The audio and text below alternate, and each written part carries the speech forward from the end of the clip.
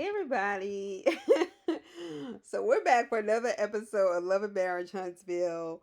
Um I am moving this week, so it's just I'm kind of all over the place. So forgive me. So Love and Marriage Huntsville, Kiuwhaaaaat, season 6, episode 14. Please be sure to like the video and subscribe to the channel. Okay, let me start out like this. When the fuck is the season gonna be over? Like, I feel like I need a break from this. Like, and I hope that they do a reunion. It's like an hour and a half. Like, the reunion should be next week. I just feel like I don't know what it is with this show. I think it becomes maybe we get like two, almost three seasons a year. It's for me, I just kind of feel like I'm over it. Like, I just feel like everybody's always talking about the same thing. It's just given like Nowhereville, USA, and it's just what happens to normal people. Anyway, well, relatively normal. Okay, so we get Kiowa and Kimmy back at the restaurant trying to resolve this. Okay, so we pick up where Kaya will continue lying to Kimmy and us viewers that she has no idea what she's talking about and how she can't control shit. Girl, bye. Kaya takes no responsibility. Kimmy, your child is grown. Like, they're not like in school, have to go to school with other people. I whip her ass. I'm sorry. Kiowa is due for an ass whooping. I feel like that would really help her get to where she needs to be emotionally to apologize to you. Okay? Anyway, so Kimmy did a good job explaining exactly what her issues were with Kiowa. But when you are talking to somebody who is insisting on hating your fucking guts, because they're ugly, because they're unattractive inside and out, it's a waste of time. So, Kimmy, it wasn't that you were inarticulate. You were talking to somebody who just did not want to hear what you had to say. So, Kimmy was like, well, when we got together, Monster was Maurice's concern, always his main concern, and he didn't want to do anything to upset you to distract from that, right? And she said, but I have a son too. And my son had to watch the lies on TV about me being a side chick, all to keep your son safe. And I was like, you know what? Now that you bring that up, Kimmy, I feel like I should have like put that together better. Um, but yeah. Yeah. And in a small town like Huntsville, and he's going to Alabama A&M, that's a very, very small town. And for your mother to be accused of that, that sucks. And all in the name of protecting those three against her, to me, that also says a lot about Maurice. That pisses me off. It pisses me off that you have a son that Kimmy is practically raising as well, and you can't even do her this solid to stop a lie. So Kyle claims she never knew how Kimmy felt about her role in their former marriage. Girl, don't act like we didn't see that first reunion when you was up there in them sparkles and that short bob. Kyle, just cut the bullshit. Like, you and Maurice, I see why y'all were together. I see why y'all were together. And then Kiowa, it was just going on and on with this mealy mouth, just saying a bunch of bullshit. That I'm sorry you felt it. She just kept repeating shit. That's how you know a liar. Okay? Kimmy, Kiowa's gonna continue to talk shit about you, and she lacks taking responsibility. Okay? And I guarantee you, Kiowa gonna go talk to Tisha and Wanda before she leave town and keep it going. But okay, girl, I know you did your best. Anyway, and I'm talking about Kimmy doing her best, not you. Stormy. So we get Stormy. Stormy is going to meet up with Mel because she wants to remind us that she's on the show. Okay, because she's so forgettable. Anyway, that wig in the confessional was given, oh my gosh. Just like Donna Summer and Kool-Aid dye. I said, why? Just what? But why? Why? Where are your friends? You don't have any because you're too busy listening to your mama Betty who be running all your friends off. Speaking of which, you and Mel's former friendship. So Stormy told Mel she thinks she avoids hard conversations because it's easier for her to shut it down. And Mel was like, well, if I wanted to avoid hard conversations, I wouldn't be here or have been at that tea. So Mel brought up how her mother talked to her and basically spoke to her at her event. And she had never met her mother prior to that. So Stormy was like, her mom didn't like even her husband when she first met him. And she has an issue with most people in her life until they prove to her why they're in Stormy's life. Stormy, all of that sounds deeply unhealthy. And it also reeks to me of boundaries you have not created with your mother that she feels so close and so open to be in your business and to disrespect the people around you. That's why you don't have any friends. That's why you were setting up your booth by yourself. Okay. That's why you don't, I just don't, Stormy, I don't like you anyway. Okay. So Mel was like, well, did you know her opinion about me? When like before. And she was like, well, she just knew about what she knew about you basically from on TV. No, bitch. Mel was asking basically, did you bring her ass to the tea to embarrass me? Stormy, you knew your mama was coming with that energy and you wanted it. So Mel was like, well, we never even met each other prior to this. And then her mom was going on and on about how she felt about Mel based on TV. Like, bitch, grow up. Okay? Stormy sitting in that confession talking about some Mel is going to continue with her gaslighting this and that. Mel was not gaslighting you, bitch. She just wasn't here for you. Okay? She doesn't like you. And guess what? I don't either. I too am a part of that club. Okay? And she may be passive aggressive, and Mel is, but she don't fuck with you like that. So get over it, Stormy. Tisha. And Tisha was walking in to the Black Expo, like setup or whatever, as an empty room. Tisha, your fashions are always cute. I will give you that. But for the most part, your fashions be on point. I just wish your work ethic and business acumen matched the level of energy you put into your fashion, at the least. Okay? Okay, just that's why you should stay friends with Mel so she can teach you some stuff. So the Black Expo, they insist on this bullshit. Okay? Or if you let Tisha say it, the Black Expo. I'm sorry. That's so.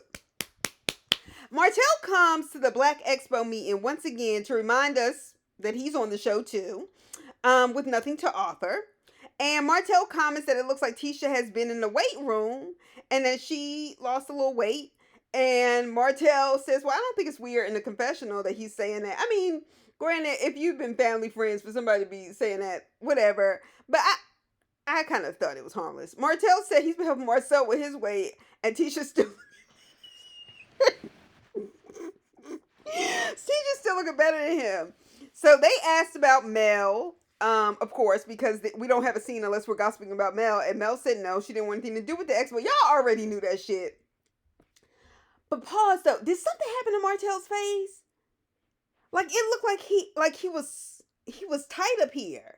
Like, I mean, real tight. I said he looks like he had like a real bad allergic reaction or bad surgery, or he's trying out concealer for the first time because he's being honest with himself. I don't know. But his face threw me off. Didn't something look wrong? More than likely, maybe like poison ivy or something that swole his face because it didn't look right to me.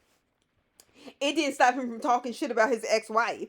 Anyway, so Tisha's talking about why Mel wasn't coming. Martell was like, well, why is she blaming me? She's always blaming me. It has to be about me. That's what he said.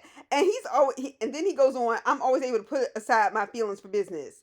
Clearly, sir, you cannot because you broke and you can't keep anything going now that Mel's not in your life. Okay, because you too busy trying to be in her business, trying to record her on dates and shit. Get the fuck out of here. Like, stop, Martell. Just stop with the lies. You, Kyle, with Maurice, just cut it. All right? So, Mel, like I said, 2 episodes ago, you were absolutely smart and right not to tell Tisha your business about that custody shit because she don't get it and she gonna go back and tell Marceau everything. And because she was still talking too damn much at that Black Expo rundown event they had where everybody met up to talk about Mel. Like, what the fuck? She was still going on and on like she knew. So Mel once again was the center of the conversation. Then we get Stormy and Courtney to come and be a part of the Black Business Expo. Martell said out loud that she was a replacement for Melody. She is. And we see how that turned out. Anyway, we get Maurice and Monster. Has Monster grown out of that nickname yet? Like, you know, you might call somebody something as a little kid, but like as they grow older, you don't do it anymore. You just call them by their real name. Like, do they call him Monster at school? I don't even think that's a good nickname. I'm sorry. It's just something about that. It's not like knowing somebody named Peaches or somebody named Coco for short. Like, it's just not the same for me. Like, they're playing basketball. Monster kicked Maurice's ass. Maurice admits that he had some missteps and he's asking a lot of Monster as if Monster was him because he grew up poor, so on and so forth. And Monster's life is different. And he was like, I really want to be a better parent, so you can tell me so on and so forth. All Monster wanted was some food, like not from home. And black parents are good for that. We got food at home. But Maurice, y'all got enough money to take that boy to McDonald's. Anyway, y'all got McDonald's money.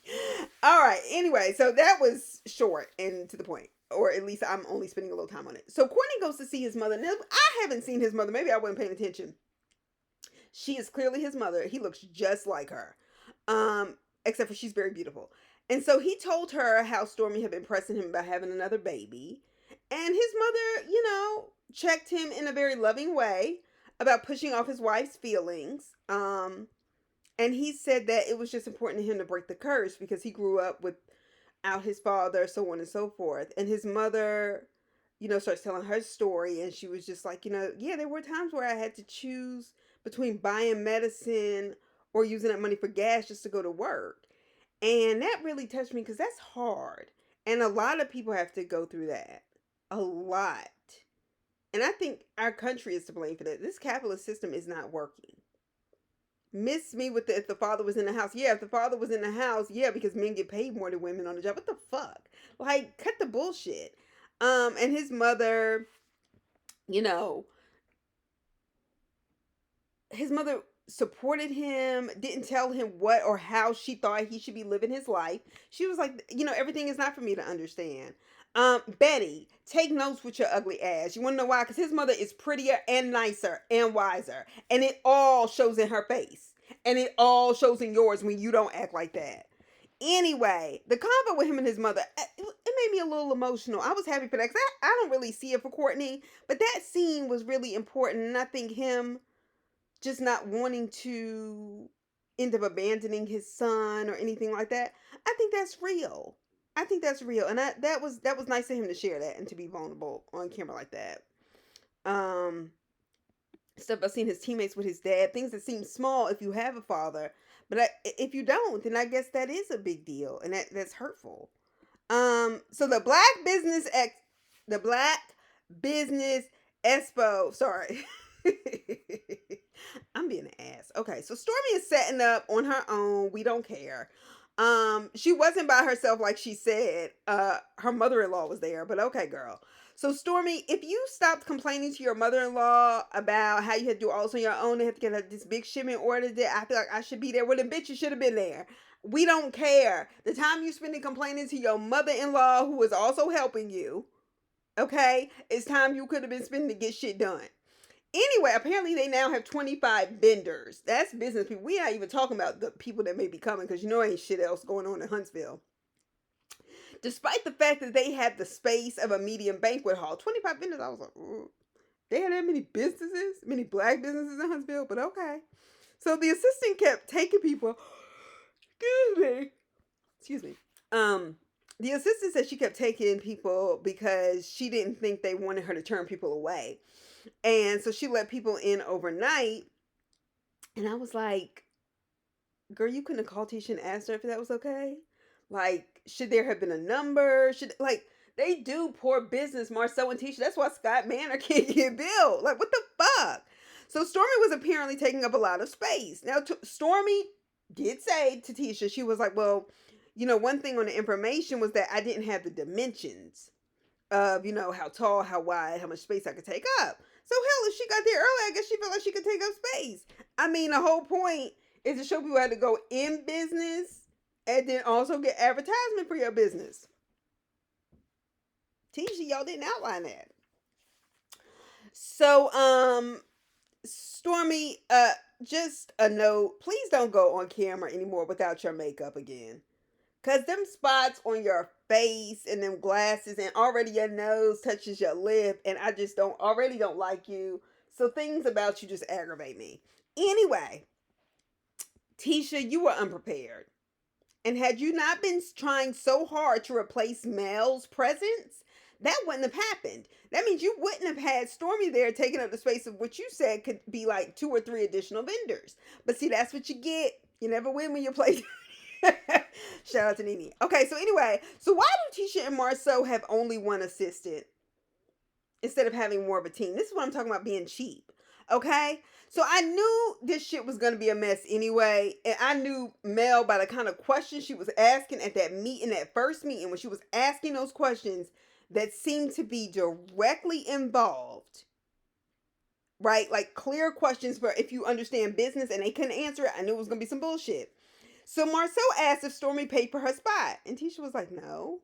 Tisha said, "We told the group sponsorship was optional." And we told everybody in the group they could have a vendor space, but we didn't tell them they had to pay for it. And so he said, "Well, you should tell her to go over there and pay for it." She was like, "I'm not doing that." He was like, "Well, who did I talk to?" She was like, "I don't know, but you do it." Like, I don't blame you, Tisha, because Marcel was on some bullshit. So Marcel asked, Marcel walked his lemon head ass over there to the booth and told Stormy he needed. Did she pay her $100 for the booth? And she was like, "What?"